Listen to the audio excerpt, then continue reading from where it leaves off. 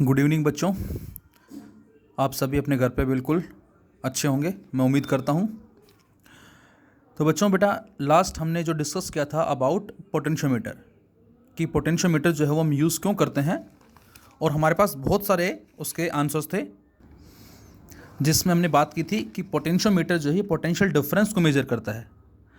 फिर हमने बात की थी कि जब हमारे पास ऑलरेडी वोल्टमीटर है तो फिर हम पोटेंशियोमीटर को यूज़ क्यों करते हैं। तो आंसर मिला था बेटा कि वोल्टमीटर का कुछ अपना एक फाइनाइट रेजिस्टेंस होता है, और जिसकी वजह से वो सर्किट में से कुछ करंट को अपनी तरफ खींच लेता है, जिसकी वजह से हमें एक्चुअल पोटेंशियल डिफरेंस नहीं मिल पाता, एक्चुअल से कुछ कम मिलता है। और इसीलिए हमने पोटेंशियोमीटर यूज़ किया था, जिसको हम आइडियल वोल्टमीटर भी बोलते हैं। और ये वो डिवाइस है जो किसी भी रजिस्टर के अक्रॉस एक्यूरेटली पोटेंशियल डिफरेंस को मेजर करता है, जो किसी भी सेल का इंटरनल रजिस्टेंस डिटरमाइन करता है, जो किन्हीं दो सेल्स की ईएमएफ को कंपेयर करता है, या ये कहें जो किसी भी अननोन सेल की ईएमएफ को फाइंड आउट करता है। Also the device which is use to compare the two resistances is also known as potentiometer. इसके अलावा और भी डेफिनेशंस के बारे में हमने बात की थी, लेकिन जनरली जो हम यहाँ एप्लीकेशन स्टडी करेंगे बेटा, that is internal resistance, comparison of EMF of two cells, as well as find out the EMF of unknown cell. तो इसके बारे में हमने बात की थी। और इसके साथ साथ हमने पोटेंशियल ग्रेडियंट, जो हमारा एक इम्पॉर्टेंट फैक्टर है बेटा न्यूमेरिकल पॉइंट ऑफ व्यू से। अक्सर न्यूमेरिकल्स में हमें इस पोटेंशियल ग्रेडियंट की वैल्यू को कैलकुलेट करना होता है, और वो था क्या, fall of potential per unit length. तो उसके लिए हमने उस कंप्लीट वायर के corresponding fall of potential calculate किया था, जिसको हमने सपोज वायर पी क्यू माना था। So V P Q will be equal to I into R P Q, और आई की वैल्यू आई थी हमारी E upon R W plus R H, where R W is the wire resistance and R H is the rheostat resistance. और यदि internal resistance है बच्चों तो वो भी हम ऐड कर सकते हैं इसके अंदर फिलहाल। तो ये करंट की वैल्यू थी, और इसके साथ हमने आर डब्ल्यू से मल्टीप्लाई किया था, तो ये वी पी क्यू आया था।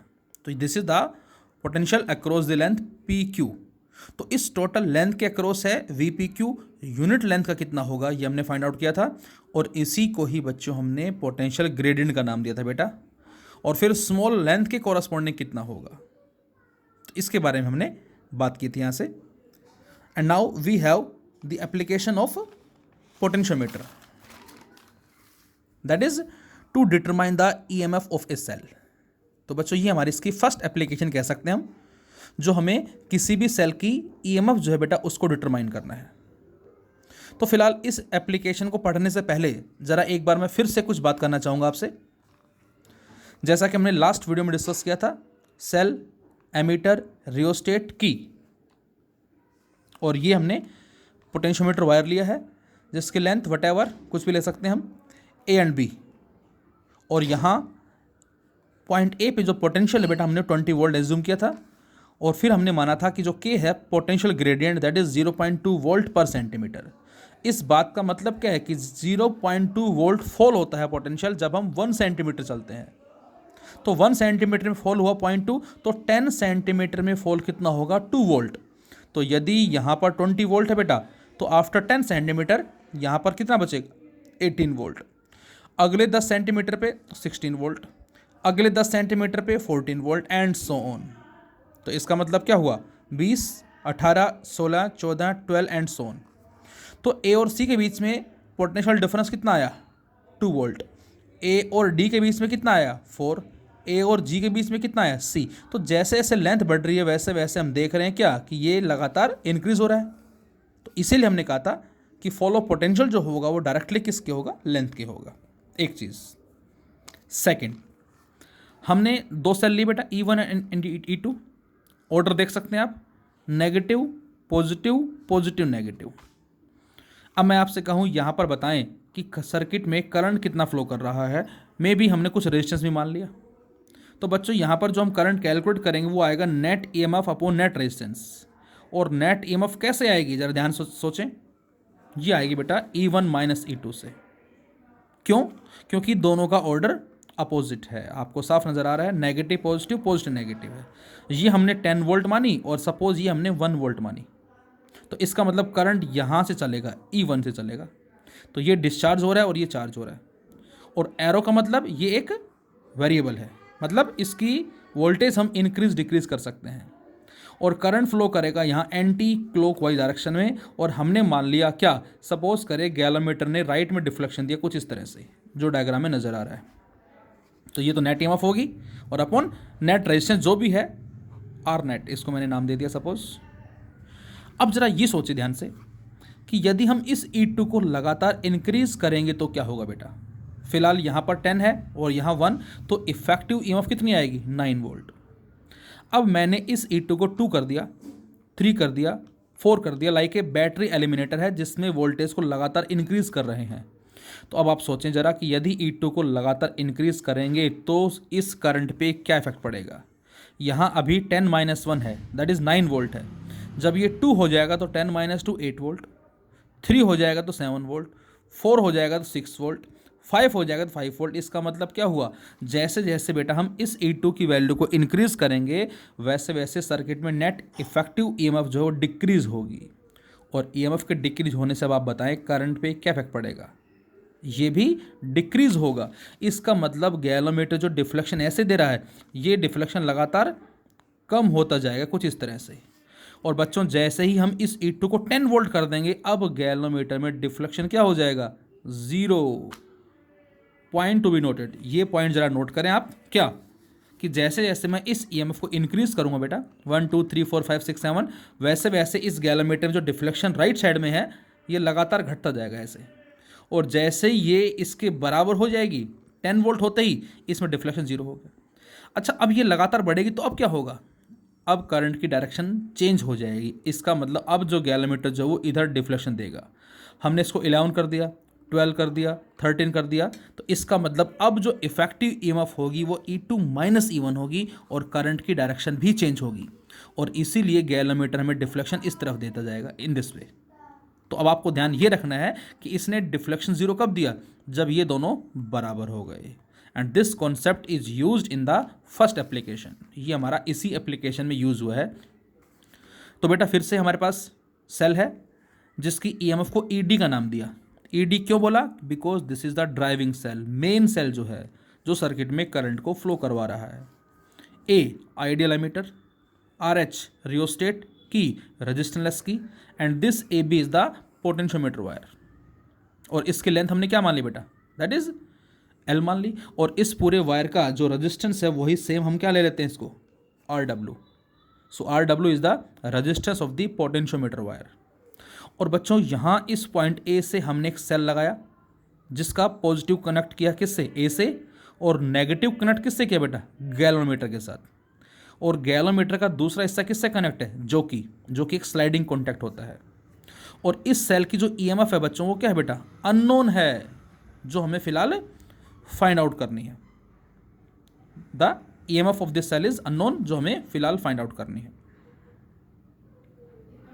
तो सबसे पहले हमने क्या किया यहाँ पर, सबसे पहले हमने यहाँ से फाइंड आउट किया नेट करंट।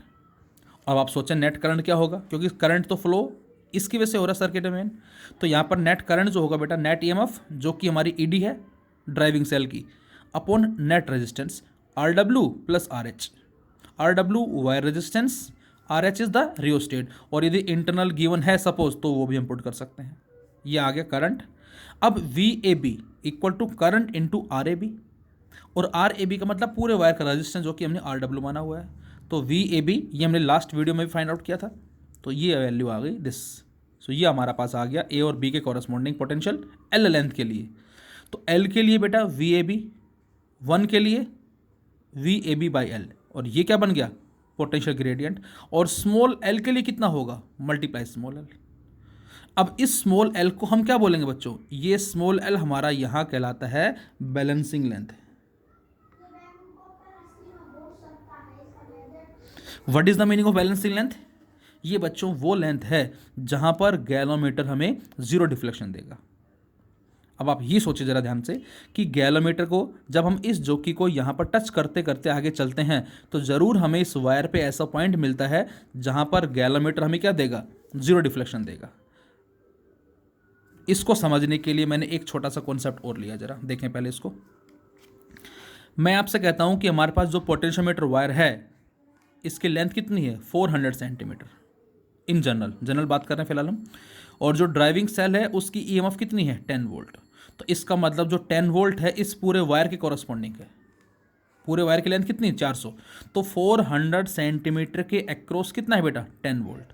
यदि मैं आपसे कहता कि 200 सेंटीमीटर के अक्रॉस बताओ कितना होगा, तो आप बोलते इसका हाफ कर दिया, इसका हाफ कर दो 5 वोल्ट। मैं कहता 100 सेंटीमीटर के अक्रॉस बताओ कितना होगा, तो आप बताएंगे 2.5 वोल्ट। एक तरह से पोटेंशियल डिफरेंस बोलेंगे हम इसको। मैं कहता हूँ 50 सेंटीमीटर के अक्रॉस बताएं क्या होगा, तो इसका हाफ कर दें। मतलब हम लगातार लेंथ हाफ करते जा रहे हैं, तो ये भी हाफ होता जा रहा है अकॉर्डिंग टू इट्स प्रिंसिपल। अच्छा, इन दोनों को जोड़ दिया हमने 150, इन दोनों को जोड़ दो 3.75, ये हो गया। बोलो अब ज़रा सोचे कि हमने जो सेल लगाया ये यहाँ पर, इसकी ईएमएफ मैंने कितनी मान ली 2.5 वोल्ट। हमने जो यहाँ पर सेल लगाया बेटा, इसकी ईएमएफ जो फिलहाल हमारे लिए अननोन है, लेकिन हमने समझने के लिए मान लिया कि इसकी ईएमएफ कितनी है 2.5 वोल्ट। अब आपको ये देखना है कि इस पूरे वायर में 2.5 वोल्ट पोटेंशियल डिफरेंस किस लेंथ पे एग्जिस्ट करेगा 2.5 100 सेंटीमीटर पे। बोलो मतलब ये 10 वोल्ट पूरी लेंथ का है, 10 वोल्ट पूरी लेंथ का है, तो 2.5 वोल्ट जो हो कितनी लेंथ का होगा 100 सेंटीमीटर।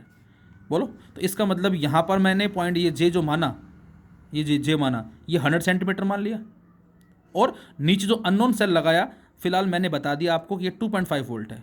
तो इसका मतलब इस सेल की ईएमएफ 2.5 वोल्ट है। अब आपको ये देखना है कि जो ऊपर वायर हमें दे रखा है वहाँ कितनी लेंथ पे इसका पोटेंशियल डिफरेंस जो है वो 2.5 होगा, तो आंसर है 100 के ऊपर। और जैसे ही जॉकी को 100 पे रखेंगे तो इसका मतलब इस लेंथ पे, किस लेंथ पे, इस लेंथ पे इसका जो पोटेंशियल डिफरेंस है वो इसकी ईएमएफ के बराबर हो गया। बच्चों यही सेम कंडीशन लग गई यहाँ पर गैलोमीटर ने डिफ्लेक्शन जीरो क्यों दिया, जब ये बराबर हो जाएंगे। इसका मतलब हमने जो सेल लिया है उसकी ईएमएफ को 2.5 मानते हैं और ये 10 वोल्ट है, तो 100 सेंटीमीटर पे गैलोमीटर हमें जीरो डिफ्लेक्शन देगा। क्यों देगा, क्योंकि 100 पे इसका जो पोटेंशियल डिफरेंस है इस मेन सेल का वो इसकी ईएमएफ के बराबर हो गया। अब जरा सोचें, मैं आपसे कहता हूं कि जो अननोन सेल है उसकी ईएमएफ ये ना मान के हमने ये मान ली 3.75। अब बताओ जॉकी को कहाँ टच करने से गैलोमीटर जीरो डिफ्लेक्शन देगा। अब आपको ये देखना है बेटा कि ड्राइविंग सेल के कॉरस्पॉन्डिंग जो हमारे 10 वोल्ट है वो पूरी लेंथ का है, तो इसका 3.75 कितनी लेंथ पे होगा 150 पे, 150 पे। इसका मतलब यदि हम अननोन सेल की ईएमएफ को 3.75 लेते हैं और जॉकी को स्लाइड करवाते हैं, टच करवाते हैं, तो 150 सेंटीमीटर पे गैलोमीटर जीरो डिफ्लेक्शन देगा। क्यों देगा, क्योंकि 150 सेंटीमीटर पे उस वायर के कॉरस्पॉन्डिंग जो पोटेंशियल डिफरेंस है वो इसकी ईएमएफ के बराबर हो गया। ये कंडीशन लग जाएगी बच्चों यहाँ पर। अच्छा, यदि मैं इसको पॉजिटिव नेगेटिव जगह नेगेटिव पॉजिटिव कर देता तो सेम क्वेश्चन है। इसमें ऊपर तो हमारे पास ये दे रखा है, ये ऐसे कर देता तो मैं, क्या अब गैलोमीटर में डिफ्लेक्शन जीरो होता, सोच के देखें जरा।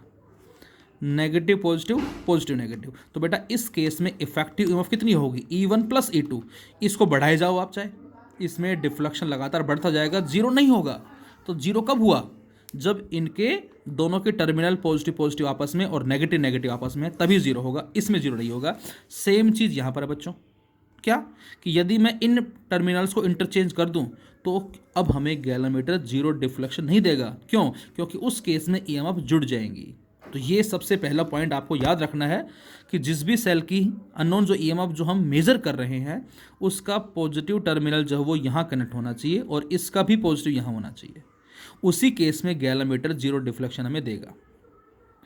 मैं कहता हूँ कि जो अननोन सेल है इसकी ईएमएफ है 12 वोल्ट है।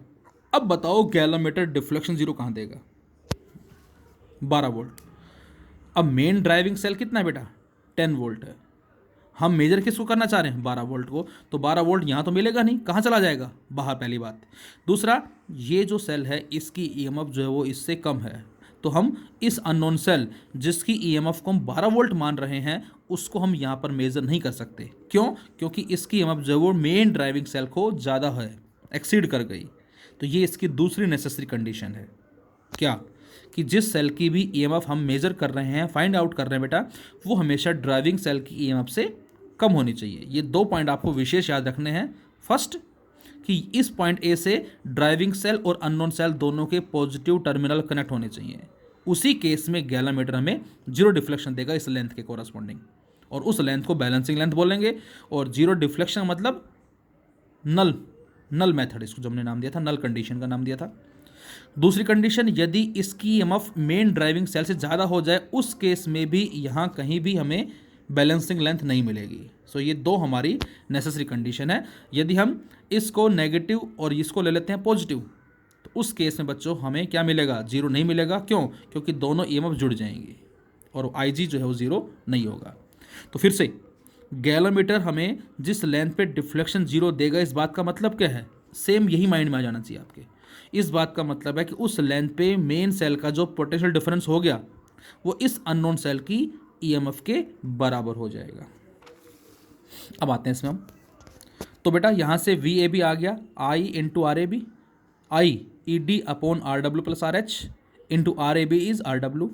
तो एल लेंथ के लिए वी ए बी है, यूनिट लेंथ के लिए क्या होगा? V A B by L, this is the potential gradient. और स्मॉल एल के लिए कितना होगा? जहाँ पर गैलोमीटर ने जीरो डिफ्लेक्शन दिया है, क्योंकि जीरो डिफ्लेक्शन तभी देता है जब पोटेंशियल डिफरेंस ना हो।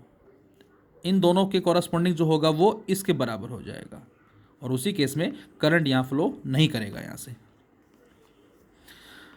तो यहाँ से एल लेंथ के कॉरस्पॉन्डिंग कितना होगा? वी ए जे। तो इसका मतलब ए से जे के कॉरस्पॉन्डिंग जो है वो आ गया V A J, and which is equal to V A B by L into small L. और इस वी ए जे को क्या बोल सकता हूँ मैं? ई बोल सकता हूँ मैं। क्यों? क्योंकि इसके कॉरस्पॉन्डिंग जो पोटेंशियल डिफरेंस है वो इसकी ईएमएफ के बराबर होगा।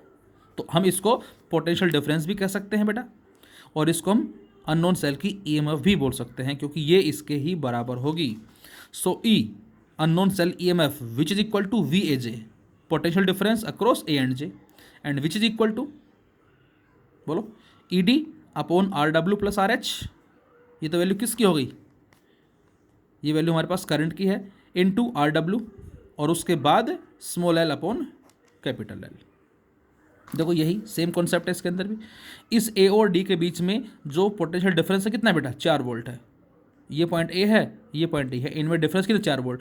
अब बच्चों यदि मैं यहाँ पर एक बैटरी लगा दूँ कुछ ऐसे, और ये लगा दूँ गैलोमीटर, बोलो, और इस बैटरी का मैं आपसे कहता हूँ क्या ईएमएफ कितनी है? 4 वोल्ट है। तो इसका मतलब जब हम इस जॉकी को यहाँ पर रखेंगे, सपोज ये 20 सेंटीमीटर पर रखेंगे, तो गैलोमीटर क्या देगा? Zero deflection. तो गैलोमीटर ने जीरो डिफ्लेक्शन क्यों दिया? क्योंकि इस लेंथ पे इन दो पॉइंट का जो पोटेंशियल डिफरेंस है वो 4 वोल्ट है, और वो 4 वोल्ट किसके बराबर है? इस अननोन सेल की ईएमएफ के बराबर है। मैं कहता हूँ कि जो हमने बैटरी लगाई है उसकी जो ईएमएफ वो कितनी है? सपोज 8 वोल्ट है। अब आपको ये देखना है कि यहाँ पर किन पॉइंट्स का डिफरेंस 8 वोल्ट होगा इसके रिस्पेक्ट में। ये 4, ये 6, 8, इसका ए और एच का डिफरेंस देखो, ये 20, ये 12, डिफरेंस कितना? 8। इसका मतलब जब हम इस जॉकी को एच पे टच करेंगे तो गैलोमीटर जीरो डिफ्लेक्शन दे देगा। क्यों दिया? क्योंकि इन दोनों का जो पोटेंशियल डिफरेंस है वो इसकी ईएमएफ के बराबर हो गया है, इसलिए गैलोमीटर ने हमें जीरो डिफ्लेक्शन दे दिया बेटा। तो ये आ जाएगा हमारा E which is equal to V A J, A और जे पॉइंट के बीच में कह सकते हैं हम, and which is equal to E D upon R W plus R H into R W upon L into small L. यहाँ potential difference को हमने ईएमएफ के बराबर क्यों कहा, इसको आप किरचॉफ्स लॉ की हेल्प से भी बता सकते हो। के वी एल जो रूल हमारा है, ए ई जी ए, सॉरी ए ई जे ए, ए ई जे ए, ये हमारे पास सर्किट हो गया, ए ई जे ए। मैं आपसे कहता हूँ इसमें अप्लाई करें किरचॉफ्स लॉ को। हम चल रहे हैं ए से इधर, अब पॉजिटिव से नेगेटिव की तरफ चल रहे हैं, फॉल हो रहा है ईएमएफ का, तो क्या लिखेंगे इसको? माइनस ई। उसके बाद यहाँ पहुँचे हम, उसके बाद इधर चल रहे हैं, करंट कितना आ रहा है? आई। रेजिस्टेंस कितना है? आर ए जे, तो कितना आ जाएगा? आई इंटू आर ए जे, और राइज हो रहा है तो आई आर आ जाएगा इक्वल टू 0। और अब इसको इधर ले जाएं तो ई बराबर किसके आ गया? आई इंटू आर ए जे, और आई इंटू आर ए जे बराबर किसके आ जाएगा बेटा? वी ए जे के बराबर आ जाएगा। तो इसलिए हमने कहा है कि ए और जे के कॉरस्पॉन्डिंग जो पोटेंशियल डिफरेंस होगा वो अननोन सेल की ईएमएफ के बराबर होगा। तो ये हमारी कहलाती है एप्लीकेशन नंबर फर्स्ट। ये यदि आपको प्रॉपरली समझ में आ गई तो आगे एप्लीकेशन पढ़ना बहुत ही ईजी हो जाएगा बच्चों। इसमें यदि किसी को अभी भी डाउट है तो प्लीज़ मुझे व्हाट्सअप करें या मुझे बताएं। मैं एक बार फिर बता रहा हूँ फास्ट। टोटल लेंथ जो भी हमारे पास है, इस एग्जाम्पल से आप समझोगे ये ज़्यादा ईजी रहेगा। 400 सेंटीमीटर है, ये जनरल फार्मूला है, फिलहाल जनरल मेथड कह सकते हैं समझाने के लिए। 400 के क्रॉस 10 वोल्ट है, 200 के क्रॉस कितना होगा 5 वोल्ट, 100 के क्रॉस 2.5, 50 के क्रॉस 1.25, 50 का और आधा कर दो 25 सेंटीमीटर, इसका आधा कर दो 0.625। मतलब यदि मैं यहाँ पर अननोन सेल लेता हूँ जिसकी EMF 0.625 है, तो गैलोमीटर हमें 25 सेंटीमीटर पे डिफ्लेक्शन जीरो देगा, ये इस बात का मतलब है। यदि अननोन सेल की EMF 3.75 है तो गैलोमीटर 150 पे डिफ्लेक्शन जीरो देगा। यदि अननोन सेल की EMF 5 वोल्ट है तो गैलोमीटर हमें 200 पे डिफ्लेक्शन जीरो दे देगा। तो इसका मतलब क्या हुआ, अभी बताया मैंने कि उन दो पॉइंट का जो पोटेंशियल डिफरेंस है बेटा वो इस सेल की EMF के बराबर हो गया है। अच्छा, और नेसेसरी कंडीशन क्या थी बेटा? पहली फर्स्ट कंडीशन है कि जो ड्राइविंग सेल की जो EMF है बच्चों, वो अननोन सेल की EMF से ज़्यादा होनी चाहिए। यदि कम हो गई तो हमें बैलेंसिंग लेंथ नहीं मिलेगी। और दूसरी कंडीशन क्या है बेटा? Positive terminals of both are connected to the end A. ये जो एंड ए है इससे ड्राइविंग सेल का भी पॉजिटिव होना चाहिए और जो अननोन सेल है उसका भी पॉजिटिव होना चाहिए। ठीक है, और हाँ उसी तरह से चेक करना है कनेक्शन सही है या गलत। तो एक बार ए पे टच करेंगे जोकी को और एक बार बी पे टच करेंगे, डिफ्लेक्शन दोनों केस में क्या मिलेंगे? हमें अपोजिट मिलेंगे। बोर्ड एग्जाम में हमारा क्वेश्चन आता है कि एक बच्चे ने एक्सपेरिमेंट किया और एक्सपेरिमेंट जो था वो हमारा पोटेंशियोमीटर से रिलेटेड था और उसमें उसने अननोन सेल की EMF को फाइंड आउट करने के लिए किया, लेकिन उसको उस पूरे वायर में कहीं भी बैलेंसिंग लेंथ नहीं मिली, मतलब वो लेंथ जहां गैलोमीटर जीरो डिफ्लेक्शन देगा।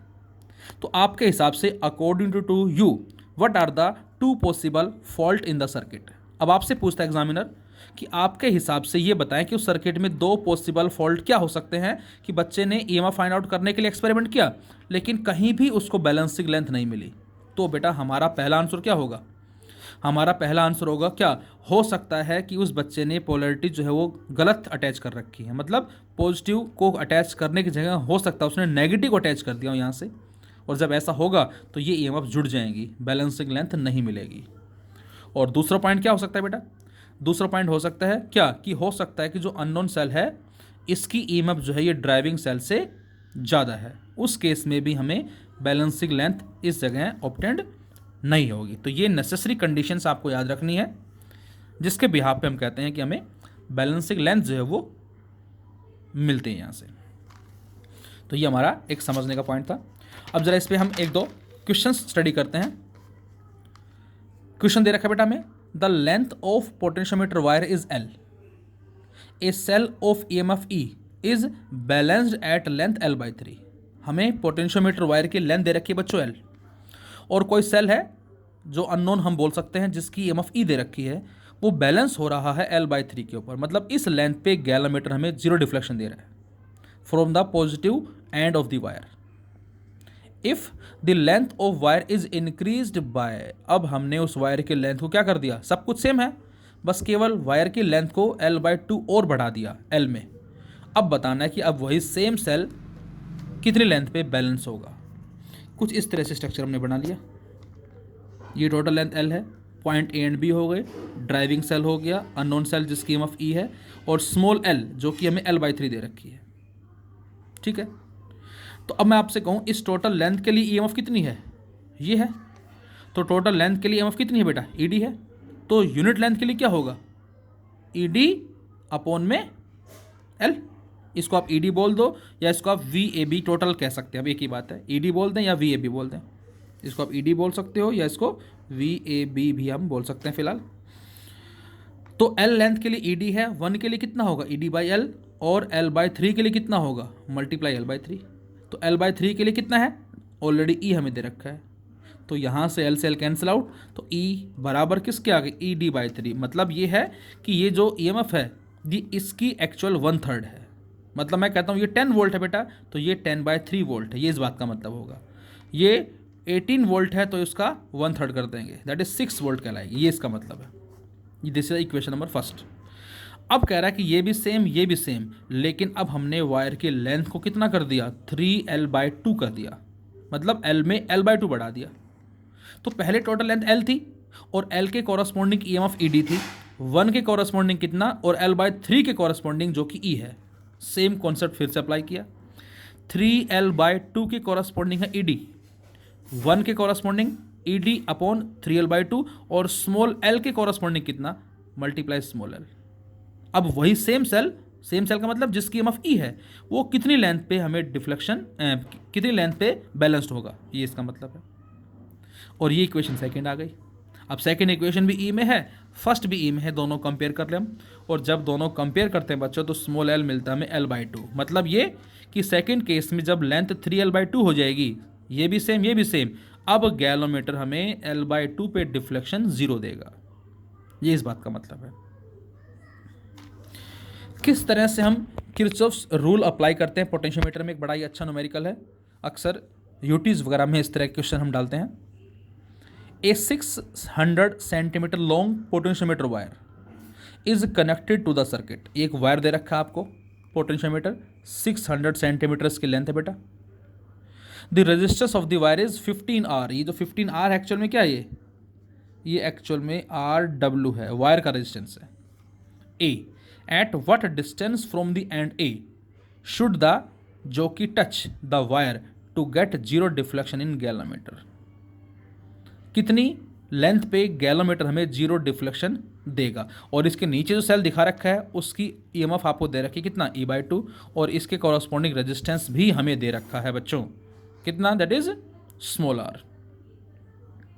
और सेकेंड पार्ट में if the jockey touch the wire eight 560 from and A what will be the current in galvanometer. यदि जॉकी को 560 सेंटीमीटर पे टच करते हैं तो बताओ कि गैलोमीटर में डिफ्लेक्शन क्या होगा। तो हम वही सेम कॉन्सेप्ट अप्लाई करते हैं जरा। पहले क्या करंट कितना होगा टच करने से पहले, नेट EMF जो कि ये है अपॉन नेट रेजिस्टेंस जो होता है RW प्लस RH।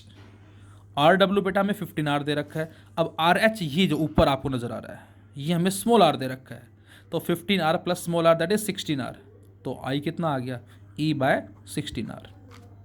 अब मैं आपसे कहूँ VAB बताओ क्या होगा। इस A से B के बीच में जो है फॉलो पोटेंशियल जो हम कह सकते हैं करंट इनटू RAB।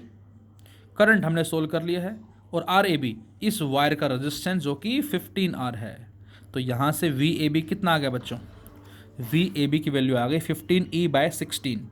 तो K क्या होगा, पोटेंशियल ग्रेडियंट फॉलो पोटेंशियल जो कि ये आया per unit length total length जो कि 600 सेंटीमीटर है। पुट करके सोल्व किया और पोटेंशियल ग्रेडियंट की वैल्यू कितनी आ गई बेटा आपके पास, E/640 आ जाएगी। और जो अभी हमारा फॉर्मूला था क्या कि वहाँ पर जो VAG होगा, मतलब अब हमें वो लेंथ निकालनी है जहाँ पर गैलोमीटर 0 डिफ्लेक्शन देगा। उस लेंथ को हमने क्या मान लिया बच्चों, स्मॉल l मान लिया। और वो पॉइंट हमने कहाँ माना, J मान लिया।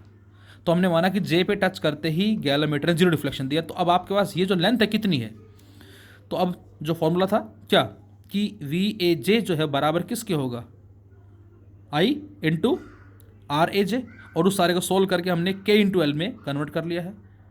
तो VAJ equal to K into L। और VAJ किसके बराबर होगा, वो इस सेल की EMF के बराबर होगा जो कि E/2 है। K की वैल्यू सोल्व कर रखी है E/640 और स्मॉल l जो हमें निकालना है। तो इसको सोल्व करते हैं बच्चों तो हमें मिलता है 320 सेंटीमीटर। इसका मतलब 320 सेंटीमीटर पे गैलोमीटर हमें 0 डिफ्लेक्शन देगा। ये इस बात का मतलब है फर्स्ट केस। सेकंड केस में कह रहा है if the jockey touch the wire eight 560। अब जॉकी को 560 मतलब हमने मान लिया यहाँ तो कितना आ रहा है 320। अब हम चलते गए तो क्या यहाँ गैलोमीटर 0 डिफ्लेक्शन देगा, तो आंसर नो, यहाँ 0 देगा। मतलब जैसे आपने यहाँ रखा डिफ्लेक्शन आपको मिला, सपोज राइट में या लेफ्ट में जो भी है। अब जैसे जैसे आप चल रहे हो वो डिफ्लेक्शन धीरे धीरे कम होता गया और जैसे 0 पहुँचे वो 0 हो गया। और उसके बाद आगे चल रहे हो, अब डिफ्लेक्शन अपोजिट डायरेक्शन में बढ़ना शुरू हो जाएगा। तो अब आपसे ये कह रहा है कि 560 पे जब टच करते हैं तो इसमें कितना करंट होगा। ध्यान से देखें सभी बच्चों, यहाँ से हमने माना करंट चला कितना I, और हमने मान लिया इस तरफ करंट कितना आ गया I1, तो इधर कितना जाएगा I-I1। तो इसका मतलब इस ब्रांच में कितना करंट फ्लो कर रहा है I-I1। यही हमें पता करना है बेटा।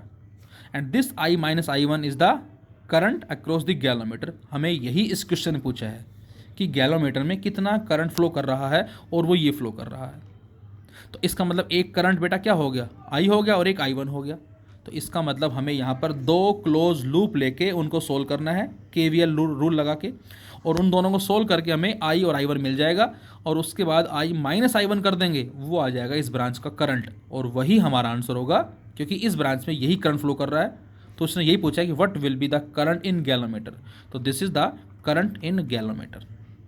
अब rule A G J dash A, ध्यान से देखें, A G J डैश, इसको बोल दें अब जरा, A G J dash A, ये हमने क्लोज लूप लिया। अब हम चल रहे हैं इधर, तो जब इधर चलेंगे तो पॉजिटिव से नेगेटिव चल रहे हैं, फॉल होगा E/2 का, तो मैंने क्या लिखा, माइनस E/2।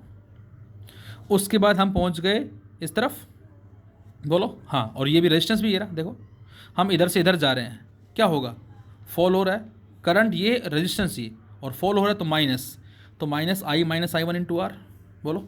उसके बाद पहुंचे यहाँ, अब हम J डैश से A की तरफ जा रहे हैं, राइज होगा, किसका राइज होगा, IR का। अब I कितना है इस ब्रांच में, I1 है, और R कितना है नहीं पता हमें, किसका, AJ डैश का। तो क्या लिखेंगे इसको हम, I1 जो करंट है और R AJ dash equal to 0।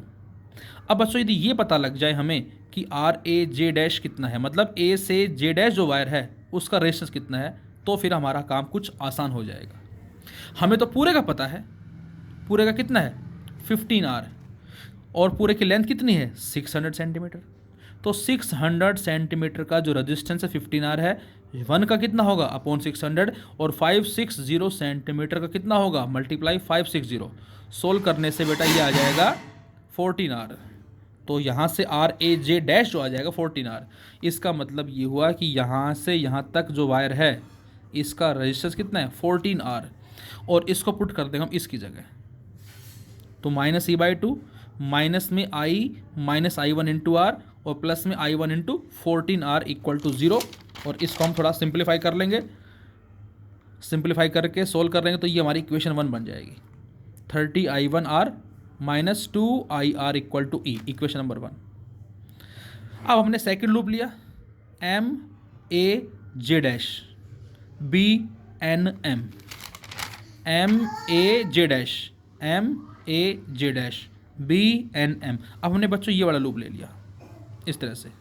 अब ध्यान से देखें, यहाँ करंट कितना, यहाँ से यहाँ तक, यहाँ से यहाँ तक हमने मान लिया सपोज कितना I1 है, यहाँ से कितना आ रहा है I माइनस I1 है, तो बेटा यहाँ कितना फ्लो करेगा, यहाँ पर नेट करंट I आ जाएगा इस A यहाँ से यहाँ तक।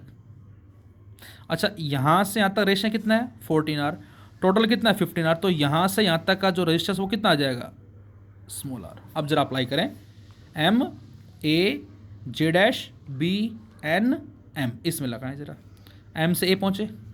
अच्छा, अब चल रहे हैं A से J डैश की तरफ, तो ये तो करंट हो गया I1, रेजिस्टेंस कितना है 14R, और हो क्या रहा है फॉल हो रहा है। तो फॉल हो रहा है इसका मतलब क्या आ जाएगा माइनस I1 इंटू 14R, बोलो। अच्छा, उसके बाद हम चल रहे हैं J डैश से B की तरफ। अब J डैश से B की तरफ नेट करंट, ये I1 ये I माइनस I1 जुड़ गया, टोटल करंट कितना हो गया I, रजिस्टर कितना है R, तो I इंटू R का क्या हो जाएगा फॉल हो जाएगा, माइनस IR हो जाएगा, माइनस IR। और उसके बाद बच्चों कहाँ पहुँचे हम, तो ये हमारा रूल लग जाएगा, IR एक नीचे है और एक I नेट करंट, और रेजिस्टेंस हमें दे रखा वार दे रखा है। और कहाँ पहुँचे हम, पहुँचे इस सेल के नेगेटिव से पॉजिटिव की तरफ, राइज हो रहा है किसका E का। ये बन जाएगी बच्चों हमारी इक्वेशन नंबर 2।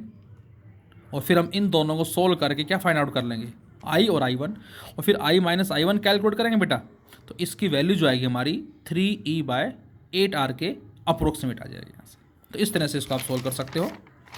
इसका एक और मेथड है, एक बार आप सोचिए ज़रा, इसको हम और दूसरे मेथड से कैसे फाइंड आउट कर सकते हैं। So this is the first application of potentiometer to find out the EMF of unknown cell. यह अननोन सेल है, गैलोमीटर जीरो डिफ्लेक्शन क्यों देगा, क्योंकि उस लेंथ पे मेन सेल के कॉरस्पॉन्डिंग जो पोटेंशियल डिफरेंस होगा वो इसकी EMF के बराबर हो जाएगा, पहली बात। दूसरी बात, जीरो डिफ्लेक्शन कब नहीं मिलेगा, या तो इसकी EMF इससे ज़्यादा हो, या ये हमने पोलैरिटी गलत अटैच कर रखी है, इधर नेगेटिव और इधर पॉजिटिव, उस केस के अंदर। बच्चों कई बार क्या होता है, हम यहाँ पर सीरीज़ में एक हाई रेजिस्टेंस भी लगा देते हैं, and what is the purpose, तो आंसर है इस गैलोमीटर को स्ट्रॉन्ग करंट से प्रोटेक्ट करने के लिए हम कई बार इस गैलोमीटर के सीरीज़ में यहाँ पर हाई रेजिस्टेंस लगा देंगे, क्योंकि जितना रेजिस्टेंस ज़्यादा होगा उतना करंट जो है सप्लाई वो इसमें कम हो जाएगी। So to protect the galvanometer from a strong current we sometime connect a high resistance in the series of galometer.